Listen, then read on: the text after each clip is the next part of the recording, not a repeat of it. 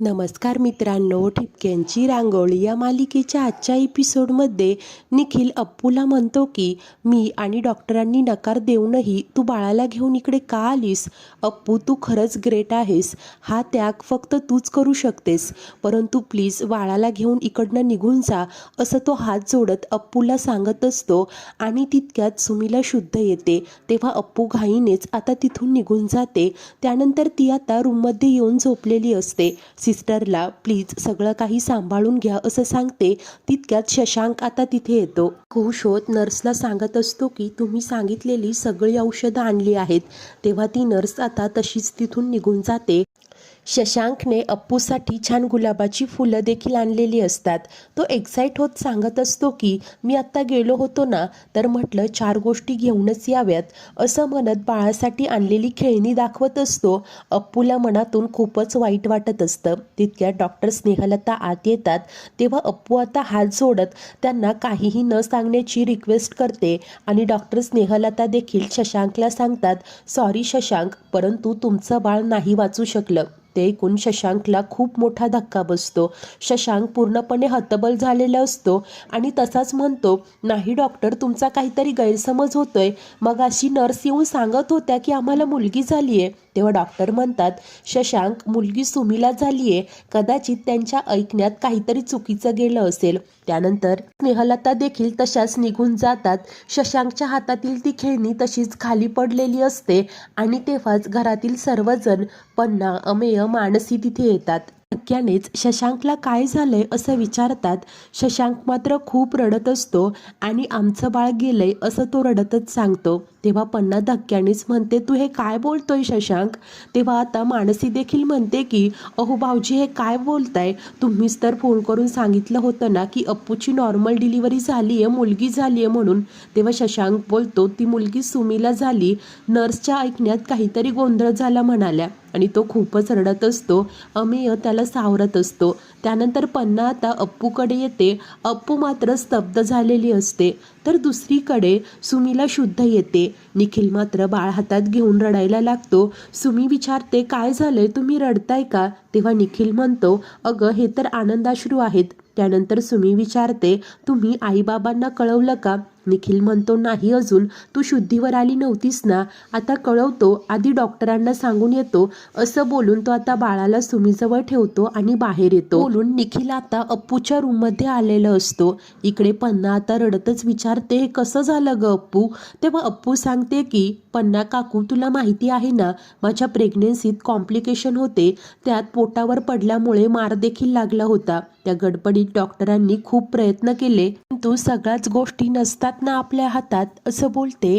तेव्हा पन्ना देखील इमोशनल होत म्हणते की हो ग बाळा. तर इकडे शशांक मात्र रडतच म्हणतो, आम्ही इतकं कुणाचं काय वाईट केलं होतं? आणि अमेयला मिठी मारत ढसढसा रडत असतो. निखिल हे सगळं पाहतो आणि त्याला मनातून खूपच वाईट वाटत असतं. तर काही दिवसांनंतर अप्पू आणि सुमी दोघींनाही डिस्चार्ज मिळालेला असतो. दोघीही एकसोबत घराजवळ येतात. तेव्हा पन्ना आता भाकर तुकडा ओवाळून सुमीची दृष्ट काढते, तिचं औक्षण करते. आता सुमी आणि अप्पू आत आलेले असतात. बाळ सुमीकडेच असतं. अप्पू बाळाकडे पाहूनच खुश होत असते. शशांक मात्र खूपच दुःखी असतो. अप्पूने घरच्यांसाठी हे बाळ ठेवायचं हा निर्णय घेतलेले क्षण त्याला आठवत असतात. तेव्हा आता अमेय शशांकजवळ येतो आणि त्याला समजावत सांगतो की बाळ गेलंय, याचा सगळ्यात जास्त त्रास अप्पूला झालाय. तिची मानसिक आणि शारीरिक अवस्था यावेळेस खूप नाजूक आहे, म्हणून निदान तिच्यासाठी तरी सावर स्वतःला, असं बोलत तो शशांकची समजूत काढत असतो. इकडे सुमी आता प्रेमाने अप्पूला सांगते की तू जे गमावलंय ना, ते आम्ही कोणीच तुला परत देऊ शकत नाही, परंतु माझं जे बाळ आहे ना, ते सुद्धा तुझंच आहे. मी जर याची आई असले ना, तर तू याची छोटी आई आहेस. तेव्हा अप्पू स्माईल करते आणि निखिलकडे पाहते. निखिलला मनातून खरंच खूप त्रास होत असतो. त्यानंतर आता मानसी म्हणते, अप्पू बाळा जा, जाऊन आराम कर. अप्पू मात्र म्हणते की नाही, मला काहीही झालेलं नाही, मी एकदम ठीक आहे. मानसी बोलते, तुझं दुःख आम्ही समजूत शकतो, परंतु आता तुला आणि शशांक भाऊजींना सावरायला हवं ना. तेव्हा अप्पू मात्र हसतच म्हणत असते, इतकं गोड पिल्लू आपल्या घरात आलंय आणि तुम्ही सगळे इतके सॅड का आहात. अप्पू आता सुमीकडून ते बाळ घेते. पन्ना म्हणते की अप्पू सावर स्वतःला, जा जाऊन आराम कर. अप्पू मात्र हसतच बोलत असते, आता आराम कसला, माताईच्या सोबत खेळायचंय.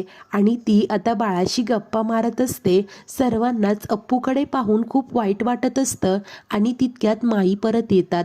तेव्हा पन्ना लगेच जाऊन रडतच माईंना मिठी मारते. माई बोलतात, बरं झालं पन्ना तू होतीस, धीराने सगळं निभावलंस तू. त्यानंतर माई आता अप्पूकडे येतात.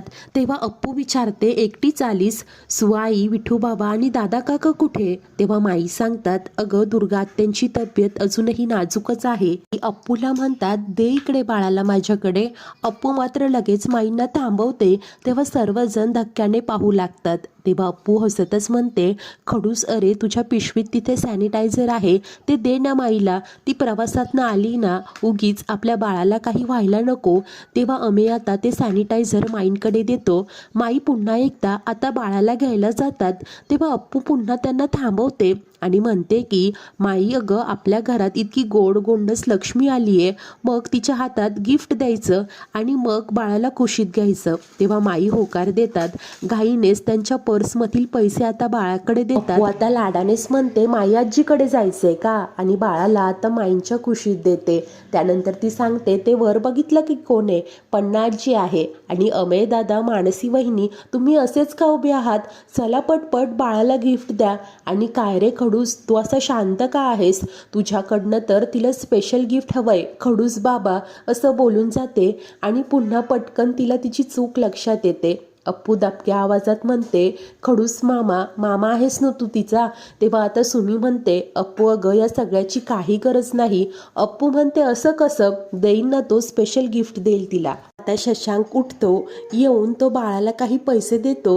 अप्पू लगेच म्हणते, एवढेच का, आम्हाला आणखी हवे आहेत बाबा. तेव्हा शशांक आता आणखी काही पैसे बाळाकडे देतो. अप्पू ते सगळे पैसे जमा करून सुमीच्या हातात देते. त्यानंतर माई सांगतात, आता दोघीही खोलीमध्ये जा आणि आराम करा. अप्पू मात्र म्हणते की नाही माई, इतकं गोंडस बाळ आपल्या घरी आलंय, आता आराम कसला.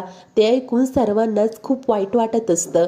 अप्पू म्हणते की सुमी म्हणाली ना, मी सुद्धा बाळाची आईच आहे ना मी आई, असं सुमीला विचारते. तेव्हा सुमी हसतच होकार देते, म्हणते की होय अप्पू, तू सुद्धा या बाळाची आईच आहे. तितक्यात आता बाळाला भूक लागते. तेव्हा सुमी बाळाला घेऊन खोलीत जाते. ते पाहून अप्पूला मनातून खूप वाईट वाटत असतं. अमेय शशांकला घेऊन जातो. माई देखील निघून जातात. आता ओसरीत फक्त निखिल आणि अप्पू दोघेच असतात. अप्पूचे डोळे मात्र बाळाकडेच लागलेले असतात. निखिल आता अप्पू जवळ येतो आणि हात जोडतच म्हणतो की तू जे केलं आहेस ना, त्यासाठी तुझे कितीही आभार मानले तरी कमीच आहेत. तू आमच्या आनंदासाठी स्वतःच्या आनंदावर पाणी सोडलंस अप्पू. तुझ्यामुळेच आज सुमी आपल्यात आहे.